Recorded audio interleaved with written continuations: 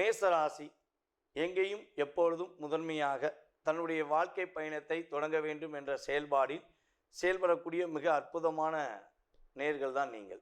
உங்களுடைய உடன் இருப்பவர்களுடைய அனைத்து விதமான உணர்வுகளையும் அவர்களுடைய செயல்பாடுகளையும் அவர்களுடைய கவலைகளையும் புரிந்து கொண்டு அதற்காக உதவி செய்யும் எண்ணம் கொண்ட நபர்கள்தான் நீங்கள். சில நேரங்களில் உங்களுடைய கோபம் ஒரு நியாயமான சூழ்நிலையில் இருக்கும். ஆனால் அந்த கோபத்தை யாரும் சரியாக புரிந்து கொள்ளவில்லை என்ற ஏக்கமும் உங்களுடைய மனதில் உறுதியாக இருக்கும் என்பதை நான் அறிகிறேன். நம்மளுடைய மேசராசி என்பர்கள் அதிகமான கடன் பிரச்சனையில் மாட்டிருக்கலாம். நண்பர்கள் எல்லாம் விரோதியாக இருக்கலாம்.